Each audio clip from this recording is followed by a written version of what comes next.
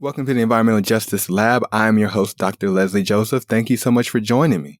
So this is week 2 of our series that we're calling EJ with EWB-USA. Every week throughout the month of July, we are talking to a different person from EWB-USA to learn about their environmental justice and climate resilience initiative. It's really important to get more information and to learn how we can support this initiative. And so I'm speaking with different people all this month long, from officers to officials to engineers to program coordinators. We're going to learn as much as we can about this initiative, and we're going to figure out how we can support it and push it to do great things. So this week, I was able to speak to Scott Gregory. He is the program engineer at EWB-USA. And so we got to spend a lot of time together, talk a lot about this initiative, and just get some history on his background, his backstory. So I was able to learn more about him and how he came from the typical engineering and construction role that he did previously when he graduated from college, all the way down to international development with EWB and what he's doing currently with this initiative. It was a great conversation. I really enjoyed talking to him. We even got a little personal. I talked to him about his personal journey, what impact these projects are having on him individually and professionally. And we got to talk a lot about humanitarian engineering, which is another subset of engineering that really encompasses so much more than your standard engineering discipline. And so we got to learn about that and how this initiative is influencing and impacting everything that he's doing and all that EWB is working on right now currently. And so I hope you enjoy this conversation. I know I enjoyed having it with him. And without further ado, here's my conversation with Scott Gregory, the program engineer for EWB-USA, speaking about the Environmental Justice and Climate Resilience Initiative, right here on the Environmental Justice Lab podcast. Stay tuned.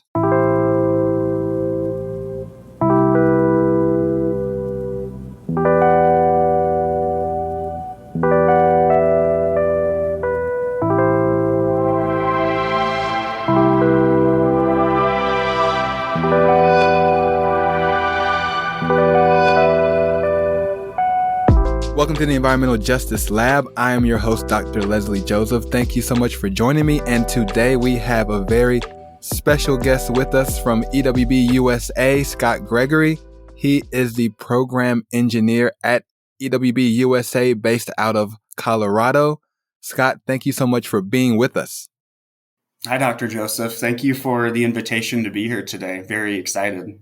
Yeah, so I'm really excited to talk to you because last week, we talked to Kellyanne McLean. She is the Officer of Individual Giving, and she kind of talked about the program and the initiative as a whole, this Environmental Justice and Climate Resilience Initiative that we're trying to promote and trying to understand more about throughout this month of July. And I'm excited to talk to you because you're an engineer. And so the Engineers Without Borders part, the engineering gets to come into play.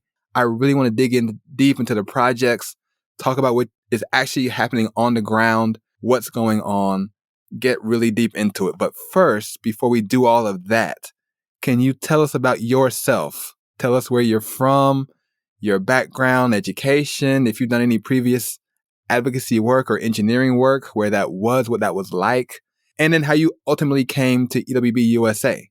Tell us more about that. Awesome. Yeah, thank you for the question. That's a great place to start. So going back in time, I would say that my journey to from where I started to where I'm currently at in my position with EWB has been not exactly a linear route, and that there's been some direction in various ways, but it's all really towards where I've landed right now with EWB-USA. I grew up in a small town in Iowa in the Midwest and studied civil engineering at the University of Missouri.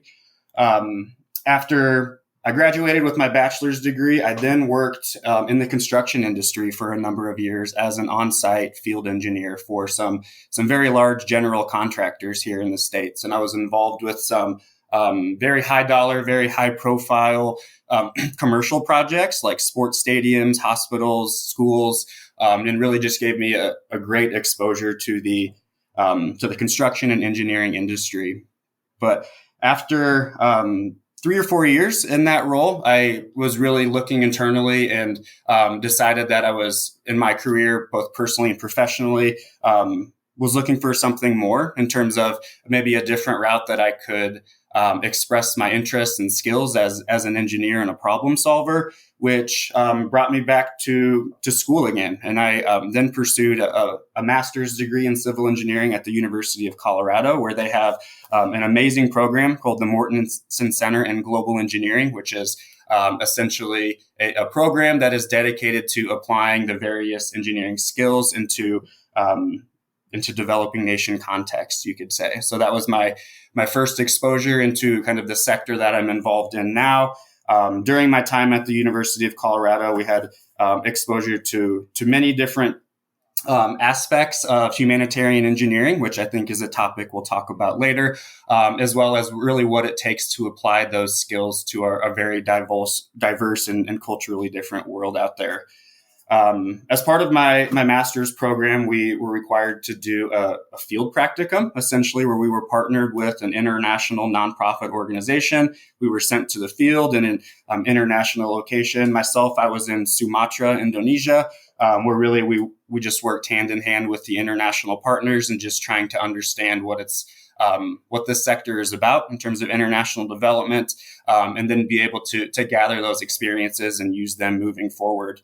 I was actually fortunate enough to hold two separate internships with the same international nonprofit, and our work was largely centered around disaster reconstruction and capacity building in a local context. So the organization typically would mobilize to a country after a large-scale natural disaster like earthquakes, tsunamis, similar, whatever it might be. And essentially, we work with the various players that are in country to develop reconstruction programs and capacity building programs for local engineers and builders to help build back the community after these horrible disasters take place. But then just continuing on this track, after my couple of internships, I had the opportunity to join the organization as a staff engineer, where I then worked for about 3 years on various projects in Southeast Asia and the Caribbean, again, just focused on disaster reconstruction programming, which led me to EWB-USA. And since in January of 2020, I have since been working as a program engineer for EWB-USA, a little over 3.5 years now.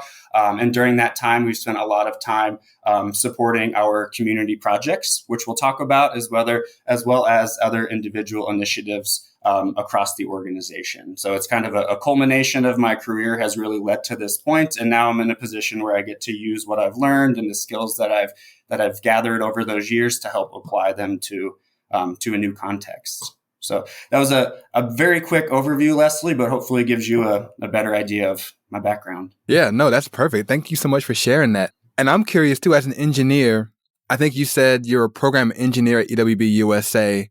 Can you help us understand the organization as a whole and your role in it as a program engineer? It feels and sounds kind of broad.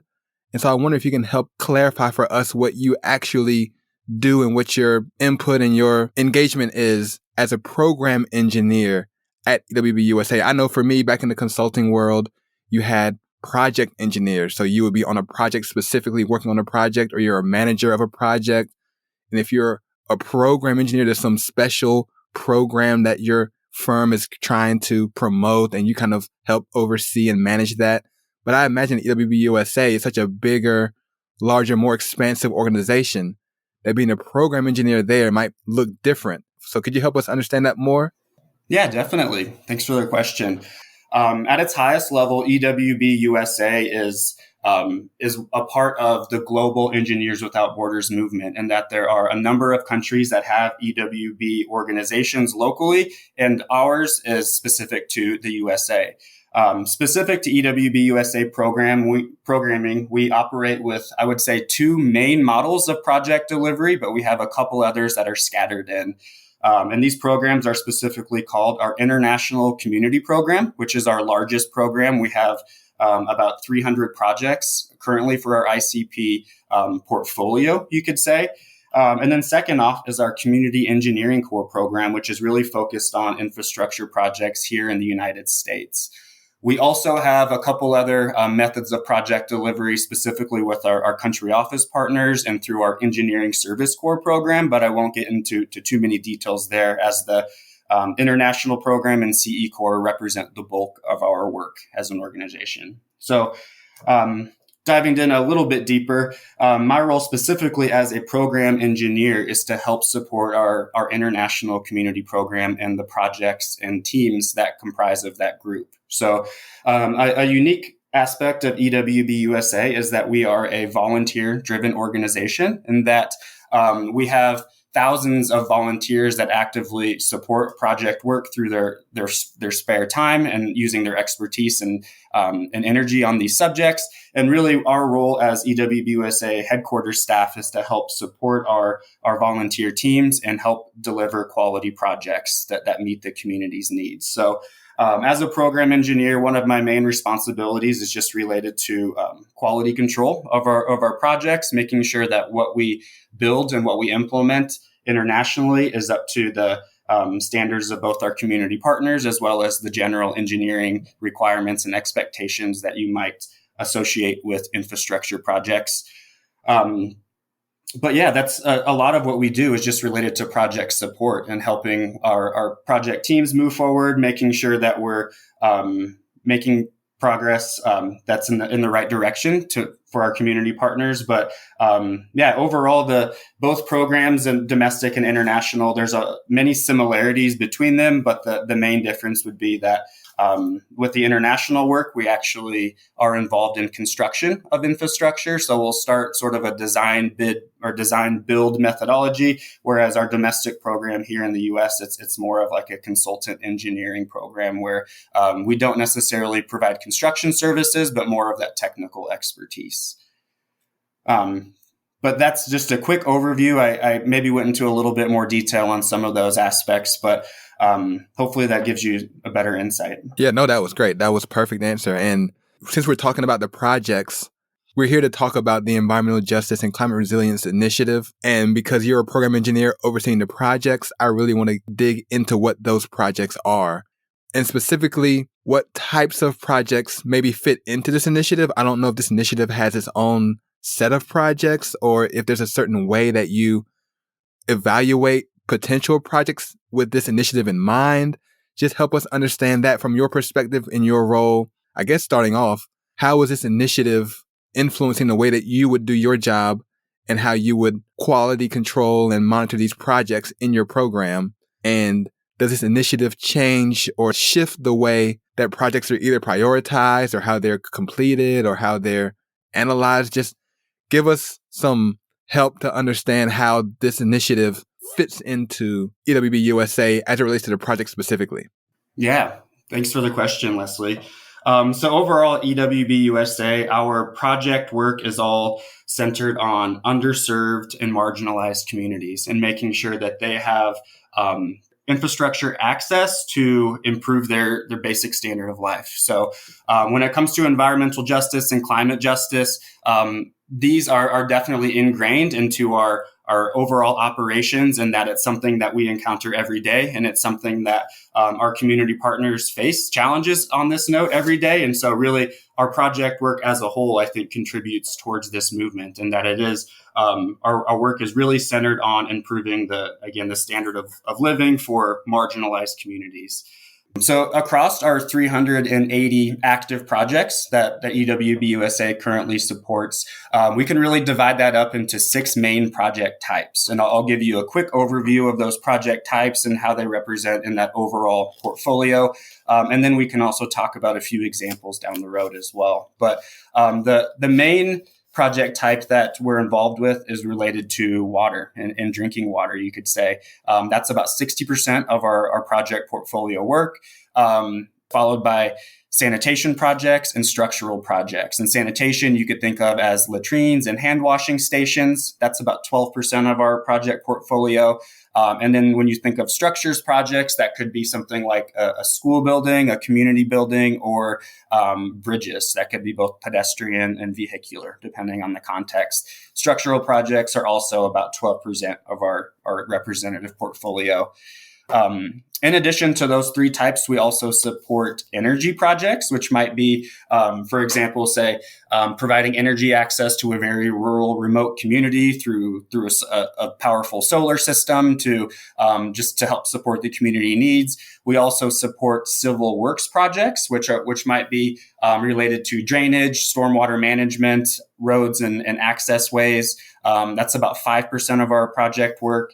And then last but not least are projects related to agriculture, which could be anything from agricultural irrigation to agricultural storage, processing, and kind of anything in between. So across the board, we're involved with a wide range of project types in a number of locations, but all centered on working with our community partners to meet their basic needs. And with that, I'd like to tie in a very unique part of our project process, and that across the board at EWB, from any program, all of our project work is community driven. So to break that down a little bit, that essentially means that communities in need first approach EWB-USA with an application process that states that they have this infrastructure need and that they have gaps in their ability to access these services locally.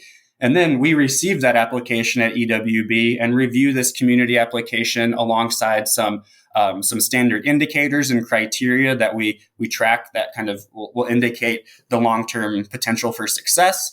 And then if a community application is approved, we then partner that community with one of our various volunteer project chapters, or volunteer chapters, I should say. And then the volunteer team and the community partner then work hand in hand over the course of the project to make sure that the team understand the community need, understand the context and the challenges, and then more so are able to work together and really develop a design and construction that addresses the community's needs, factoring in a number of things like climate resiliency, sustainability, contextually appropriate components to the design, ultimately to make sure that our infrastructure projects are best suited to meet the needs of our partners.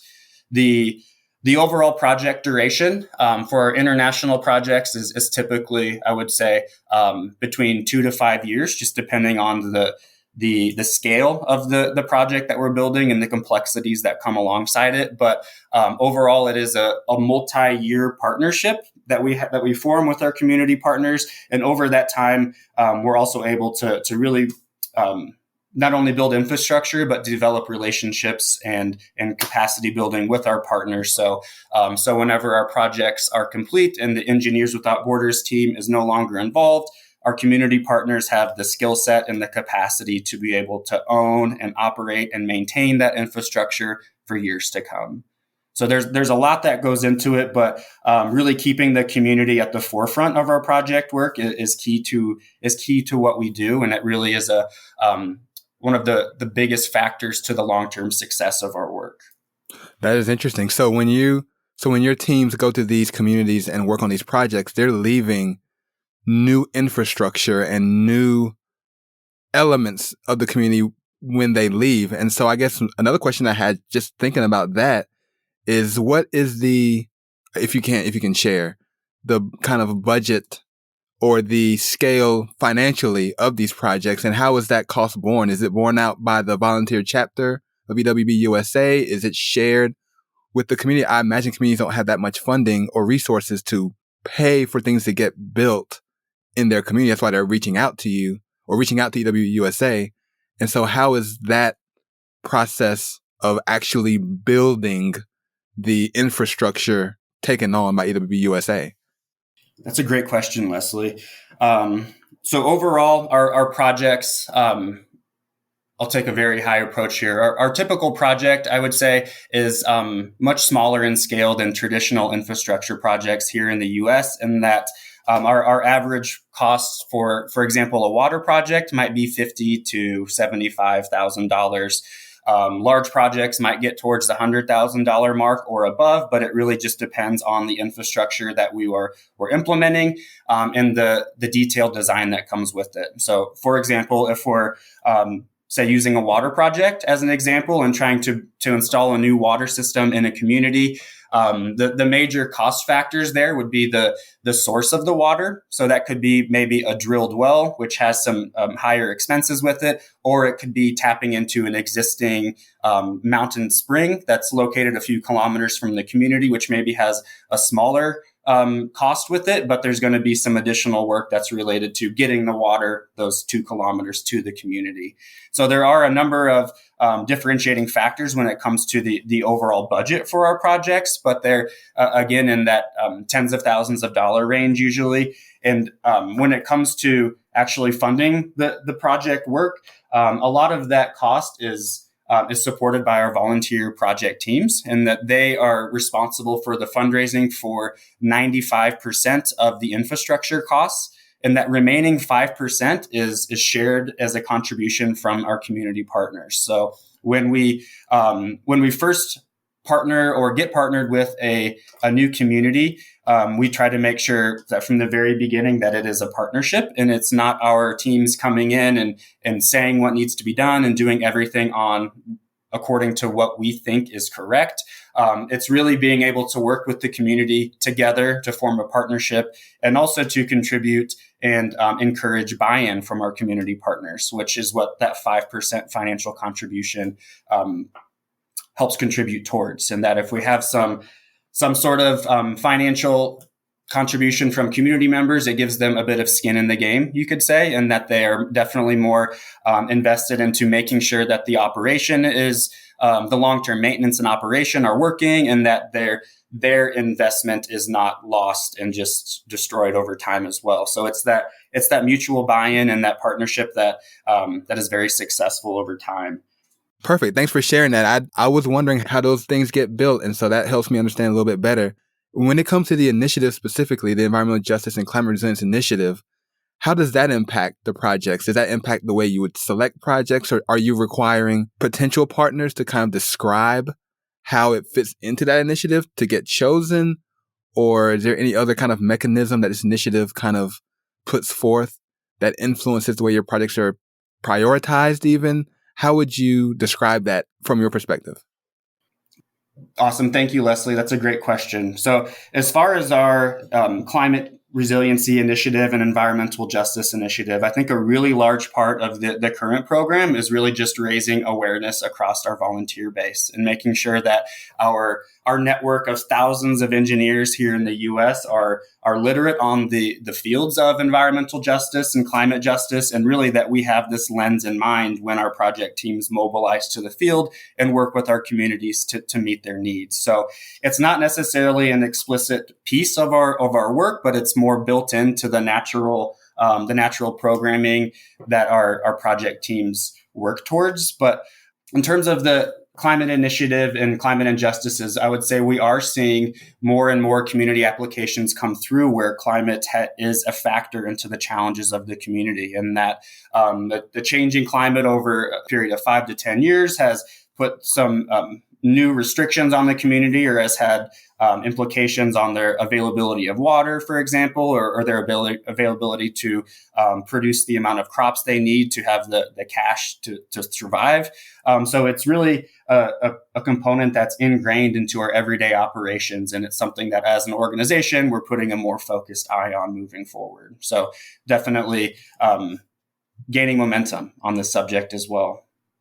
No, that's great. That's great. That's extremely helpful. And I think it really is important for anyone working in any kind of international context, any kind of developmental context, to really understand the context in which they're working. And it's not simply a lack in a lot of cases, but in many instances, it really is thrust upon them in such a way that they have no other means of providing what they need. I mean, whether it's flooding, whether it's drought, all those kind of things can be outside their control, and yet they're unable to provide for their basic needs as a result of those impacts. And so it's great that EWB-USA has a mechanism to address those needs. And with this initiative, they're actually informing and educating those who will go over there so they understand what's really happening and hopefully have a broader view of what their work is doing and how it's really helping. And hopefully when they come back, have even more appreciation for the fact that this climate change world that we're living in, that we're seeing, is impacting people disproportionately. And perhaps maybe even as they come back to the U.S., they might advocate differently. They might speak differently about the issues and have a stronger push towards working on policies and ways that we can actually hopefully address some of the drivers of climate change that we're seeing, with that understanding that these communities that we might not see day to day here in the U.S. are being impacted by our decisions here in the United States. And so I think that's really great that you're doing that. I say you, the organization is doing that, and that is really happening. And this initiative is a big part of that push. Have you gotten any feedback from the communities where you work? Maybe the volunteers that have worked there and come back. I wonder what that interaction is like as you're working there, as things get built over time. I'm sure they need to be operated and maintained, trying to address the actual problems. I know a lot of times as engineers, we want to actually make sure that what we actually build fixes the issue. And it's not just something that we can just take pictures of and put on our websites. But is it really helping? I wonder if you've gotten any particular feedback or any kind of responses from these community partners that you've been working with. Absolutely. Thank you, Leslie. That feedback mechanism and just regular check-in on our progress and how it compares against the overall goals of a project is a big component of our work. So all of our programs at EWB, both international and domestic, we follow a pretty structured project process, you could say. So from the formation of a project through the end and monitoring and closeout, we have a few very critical steps that our project teams will follow. For our international projects, it's very it's structured where we have an assessment period where teams will then go collect data, work with the community, and understand, you can call it the baseline scenario in the community, which is pre-intervention, you could say, as the conditions are existing without our involvement. Our project teams then go through an alternatives analysis phase where they will then, after understanding the challenges or the problem in the community, they will then work together with the community to brainstorm a number of potential solutions, which they then will work hand in hand to determine really what is the best fit, what is the best design alternative that we can go forward and design fully and implement that helps meet the community's needs, that's sustainable both from a financial standpoint, a technological standpoint, and that the community buy in and that they support this selected intervention. Because we don't want to, as I mentioned earlier, we don't want to come in with any predispositions on what is needed or what is best for the community. It's really working hand in hand to make sure that what we design and build is best suited to meet the community's needs. During that alternatives analysis and implementation phase, we also have our typical monitoring and evaluation period where our teams will go and they'll ask the exact same baseline data questions that we asked in the initial assessment. So we were able to track any growth over time in terms of community involvement, community contributions, the community-based organizations in whole, and making sure that there are people in place to help operate and lead and really be the representatives that are at the forefront of the project work. And then moving forward, after our projects are fully constructed, our project teams will follow up about a year later, maybe a little longer after the final construction, to have one more visit with the community and one more point where we check the monitoring data. And we hopefully at this time are able to see growth and progress on these indicators, the standard questions that we ask throughout. So by the time a project is complete, we have a range of data from our standard questions that are broken up by project type. And really through that data over the course of our project, we're able to ideally see growth and by the end, increased community satisfaction with how the project is meeting their needs.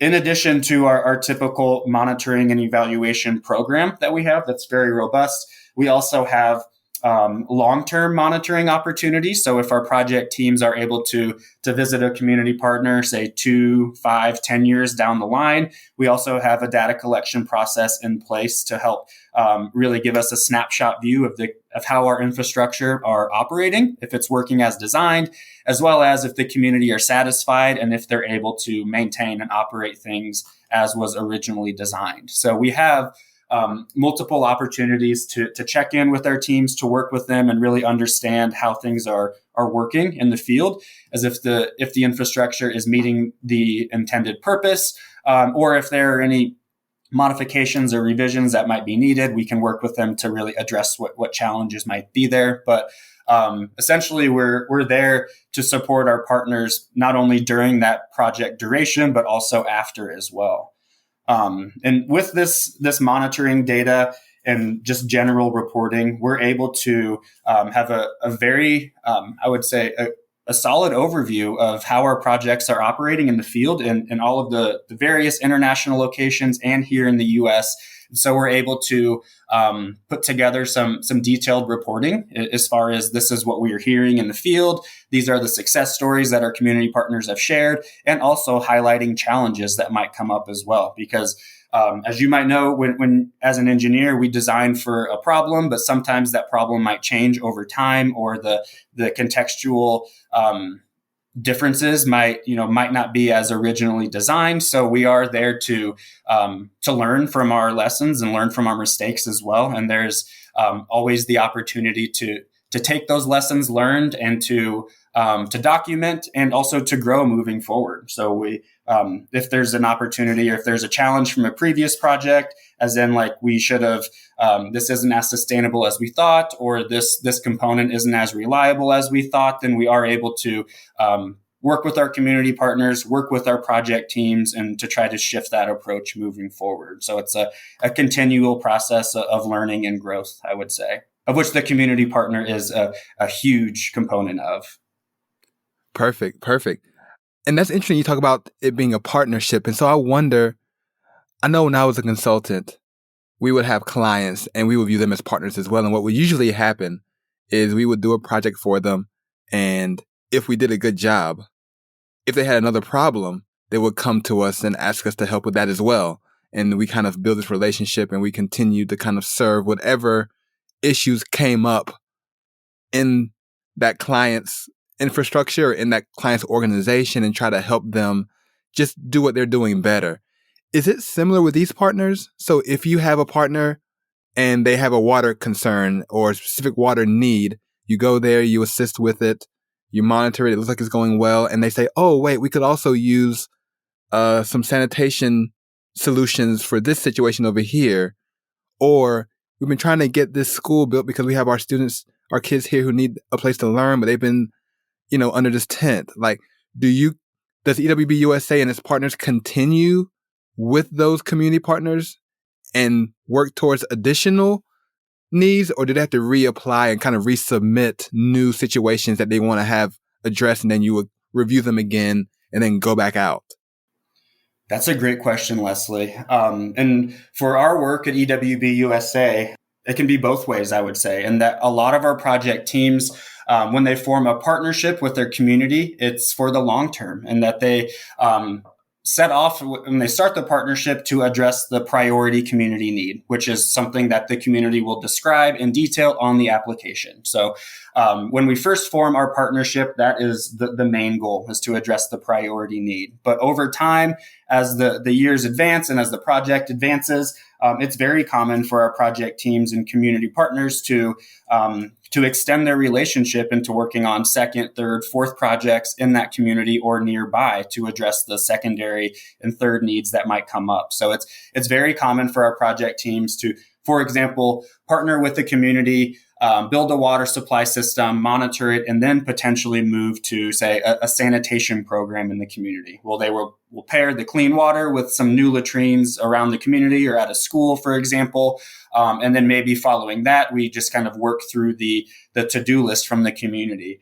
All the while making sure that each of these projects that we're taking on are community driven, and that it's not just the interests of one or two community leaders or individuals within the community, but that the project need itself comes from the community as a whole. So we have a few checks in our process to make sure that our new projects align with that community driven approach. But it's very common for teams to have a multi-year relationship with our community partners, and even more so after completing the needs in a community. Our project teams will often then mobilize to a neighboring community who's heard about EWB through word of mouth or who's seen the project team mobilize on site.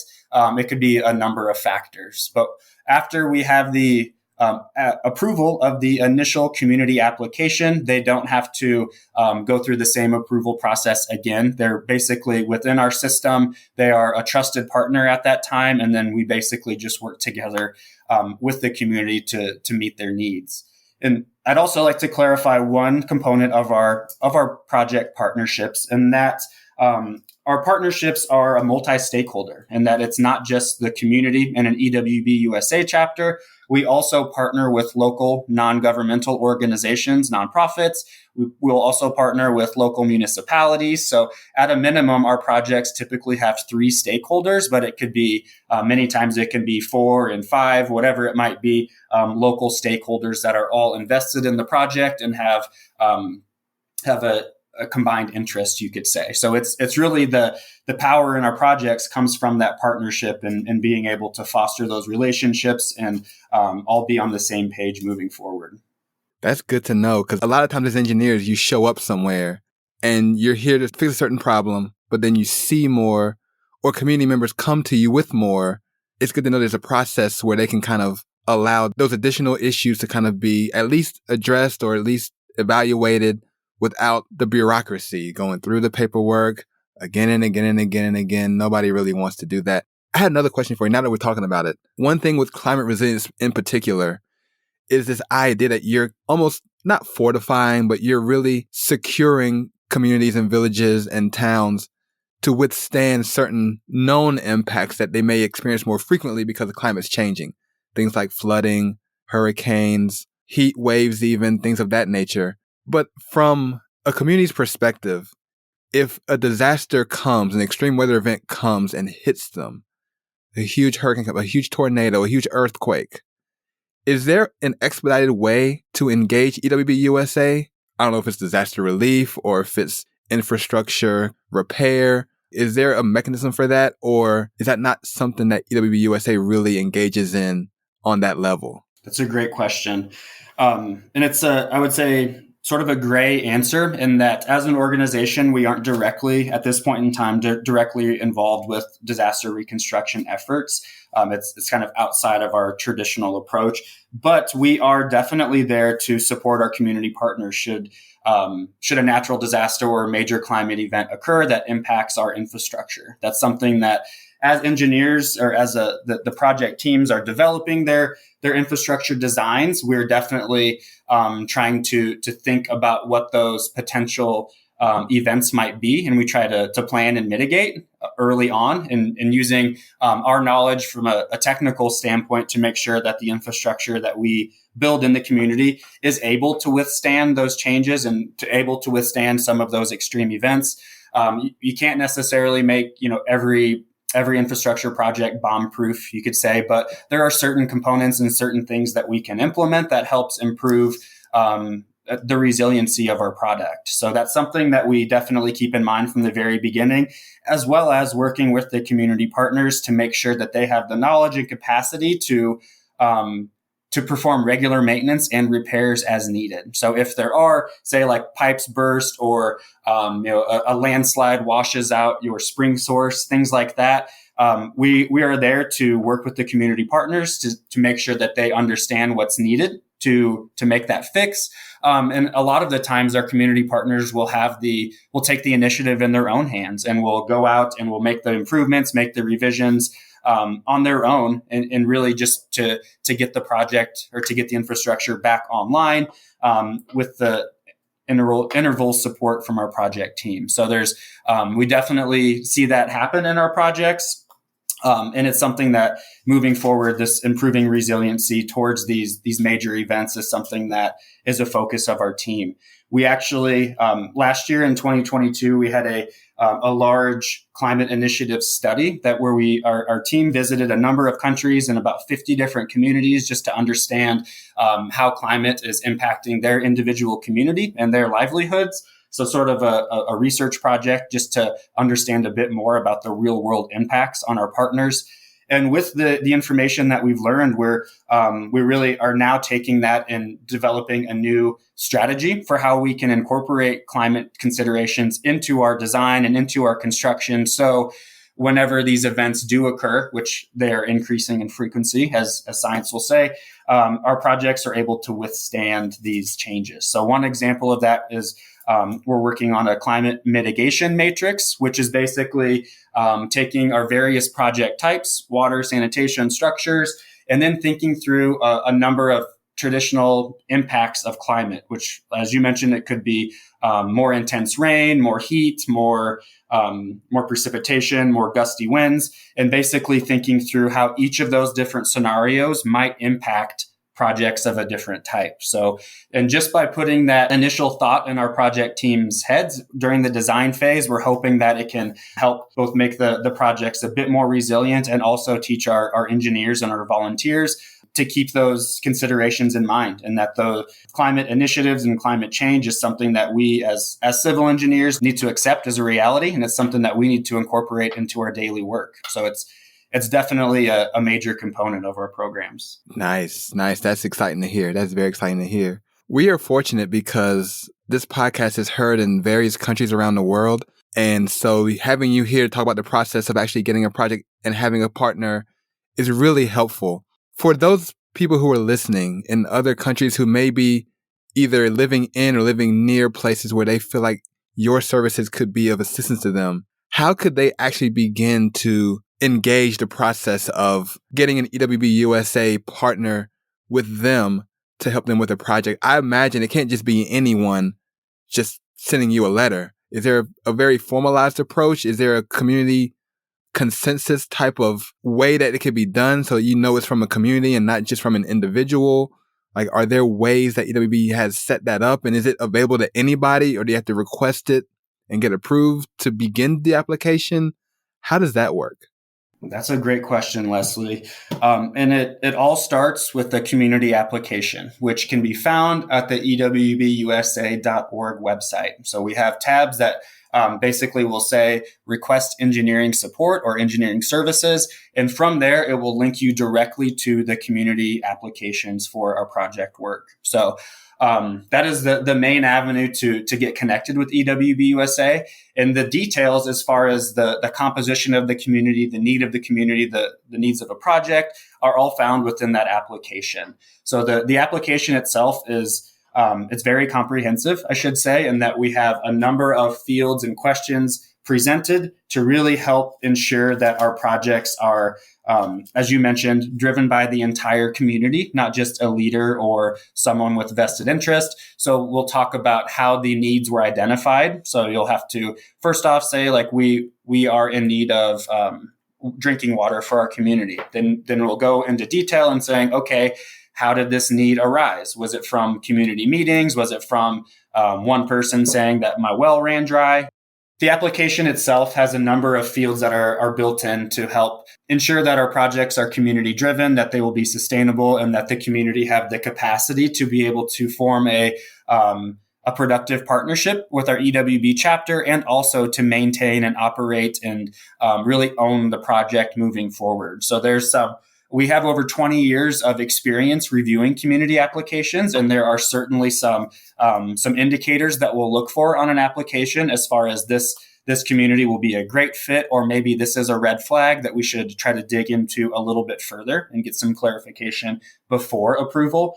So it's a very robust process in the very beginning where we'll really read through the applications, get to know the community who are submitting the application, and really just ensure that they are suited to form a long-term partnership with our organization. So it really all starts with that. Once the community make it through that application process, then it's really up to them to work and coordinate directly with our project teams to move things forward. But it all starts with the application.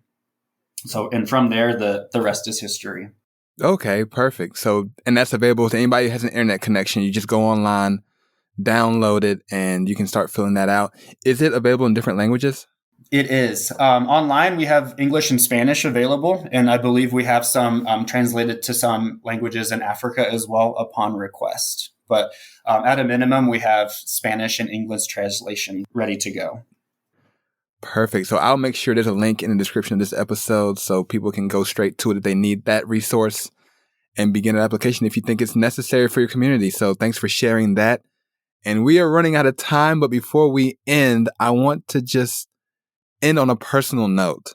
You talked about in the beginning of the episode how you began working on large scale infrastructure projects, how you wanted to change and shift into something different. And so I wanted to just ask you, being at EWB at the time you've been there, how would you say being there and working on these projects has impacted you personally and professionally? That's a great question. It's been an amazing experience. My involvement with EWB and also with prior to EWB working with other international nonprofits.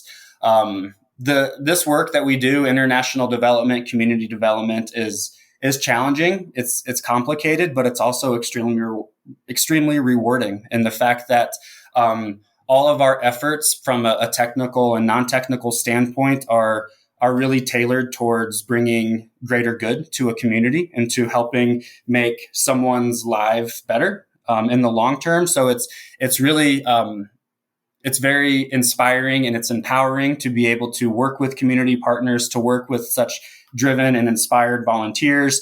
Everyone is, again, kind of like-minded as well. So it's overall a very I feel very fortunate for this opportunity to have my position and that I get to work with so many amazing people, so many great communities, and also our work is really focused on bringing greater good to the world. So it's overall a very positive role and a great organization that I feel very privileged to work for. Perfect. And so when I was preparing for this interview, I looked you up online, looked up EWB-USA online, and I found this quote. And I do want to end with this because I do think it's really interesting to me. And I want to hear you talk more about it.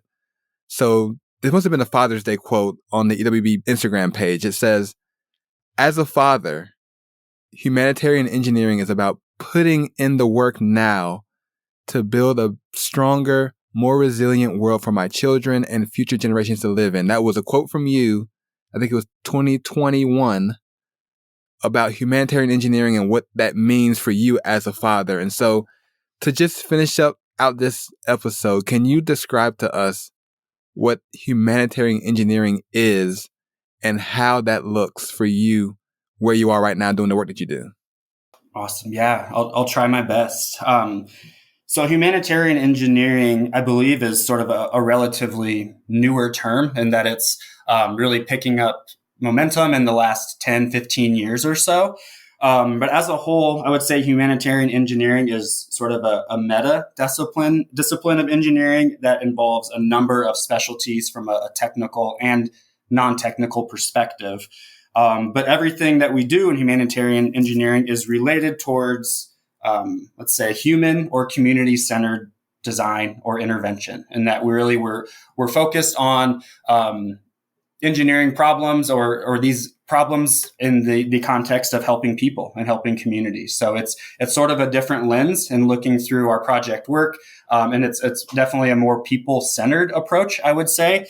And with that, it makes the field of humanitarian engineering a little bit more diverse in that it's not just straight black and white engineering that comes into the humanitarian engineering field. It's not just crunching numbers and running designs. There's a lot more to it from a non-technical perspective, you could say. So from a societal change, from a behavioral change, understanding cultural differences, understanding basic economics, health practices. There's a number of specialties that factor into humanitarian engineering. And it's all, again, centered on really just improving the standard of living for individuals and communities. So within that multidisciplinary approach, humanitarian engineers, it's very broad in terms of who is involved in this sector and who can be successful and find that they might be able to contribute as well. And that it's not just engineers that we work with. We also work with anthropologists, people who are very familiar with social sciences, with international development practices. It's all in one fold. So it's really just thinking through how we can, as engineers, or more specifically as problem solvers, try to understand the needs of our communities or of humanity in the U.S. or international, and then to work together with them side by side to develop the support that they need to meet their basic needs, to empower them to grow and build their capacity and improve their livelihoods moving forward. So there's, I would say, a lot that's factored into it, but it's also a sector that I think is growing and gaining momentum for a number of reasons. And one, because there's so much to it, and it aligns with a number of outside topics like climate justice, like environmental justice, and more. So it's definitely on the up, I would say. Thank you for sharing that. And I appreciate the perspective and the work that you do at EWB-USA. It's really great work. This initiative is fantastic, raising awareness with the volunteers, as well as having that lens when you do the work on the ground to make sure that it actually is protecting the communities and their resources from these climate change impacts and from any other kinds of injustice that they might see in their communities. And so before we end, like always, how can people support this initiative? Awesome. Great question. One way that they can support the initiative within EWB-USA is to join our network, to volunteer for one of our project teams, or to find an opportunity within our organization to help contribute your skills, your experience in our everyday work. So we, as mentioned earlier, we have hundreds of projects in dozens of countries around the world, and we really rely on our volunteers to make it happen. So if there's any interest from the listeners out there, I definitely would encourage you all to reach out to us as an organization, reach out to me individually, to be able to find ways that you can connect with the organization and contribute moving forward. I think there's a lot of opportunity out there. We are always an open door for interested individuals, and would love to see some new membership join from this podcast if it works out. Perfect. And with that, Scott, we so greatly appreciate you joining us on this episode of the Environmental Justice Lab, where we are for the people and for the planet. You heard them. Go online, sign up for the network, look for a local chapter where you live. There's a nice interactive map on their website as well. Do all those things. Support the Environmental Justice and Climate Resilience Initiative from EWB-USA. And with that, thank you all so much for listening. We'll see you next time.